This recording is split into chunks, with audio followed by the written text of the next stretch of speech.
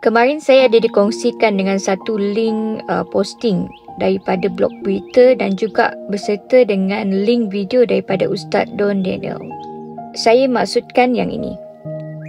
Jadi saya cubalah untuk buat reaction secara live mengenai video tersebut dan menyatakan pandangan saya berkenaan dengan isu tersebut.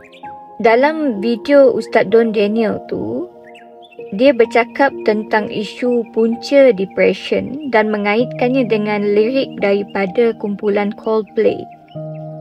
Dan secara kebetulan, saya memang bekerja dalam bidang ini dah lebih 10 tahun. So, mereka nak tahu sama ada betul atau tidak apa yang disampaikan oleh Ustaz Don Daniel dalam video tersebut. Jadi, saya angkatlah video itu untuk saya ulas dalam live semalam. Tup-tup masuk pula mangkuk-mangkuk daripada kumpulan ni, satu puak ni. Yang datang masuk live orang, mungkin mereka ada grup WhatsApp kot. Saya rasa macam tu lah. Secara mengejut, beramai-ramai. Memanggil saya dengan panggilan Wahabiah lah apalah. Dan satu benda yang sangat-sangat menyakitkan hati saya adalah apabila mereka ini tidak mahu mendengar apa benda yang saya cakap. Dan kata saya terus bash Ustaz Don Daniel, sedangkan saya belum keluarkan apa-apa pun pandangan berkenaan dengan isu tersebut. Jadi, ini untuk The Mangkoks Gang dan juga untuk sahabat-sahabat saya yang mungkin boleh ambil manfaat daripada apa yang saya sampaikan dekat sini. Yang pertama, sebagai seorang asatizah selebriti, Ustaz Don Daniel perlu tahu bahawa apa yang dilisankan pasti akan mendapat perhatian masyarakat. Oleh yang demikian, kalau kita merasakan apa yang kita lisankan itu mendapat perhatian masyarakat sebab kita asatizah selebriti, Ustaz Don Daniel perlu lebih berhati-hati dalam mengutarakan pandangan dia dan faham dengan sensitiviti masyarakat pada ketika ini. Seperti yang semua sedia maklum, feedback orang berkenaan dengan konsert Coldplay ini pun pelbagai. Saya percaya ramai juga yang tidak setuju dengan konsert ini diadakan dekat Malaysia. Jadi Ustaz Don Daniel sedar benda ini akan mendapat perhatian masyarakat kerana ia merupakan isu yang tengah viral sekarang. Okay, itu yang pertama. Perkara yang kedua, konten yang disampaikan oleh Ustaz Don Daniel dalam video tersebut, dia letak ada 2 poin yang menjadi punca kepada depression dalam kalangan masyarakat. Anda perlu faham, Ustaz Don Daniel dalam hal ini bercakap based on perspektif Islam. Dan terus terang saya tidak tahu latar belakang pengajian Ustaz Don Daniel. Adakah dia memang ada latar pengajian psikologi ataupun mungkin dia ada latar belakang counselling. Poin yang pertama yang dikatakan menjadi punca kepada depression, menurut Ustaz Don Daniel ini tadi, adalah apabila seseorang tersebut tidak tahu apa yang dia nak dalam kehidupan dia. Dan dalam petikan ataupun statement ini, dia kaitkan dengan lagu Coldplay, Fix kalau tak salah. Punca kedua yang disampaikan dalam video ringkas itu, dia mengatakan bahawa seseorang itu berhadapan dengan depression kerana dia tidak memahami ilmu berkenaan dengan qada dan qadar. Which is saya tidak ada isu berkenaan dengan perkara tersebut.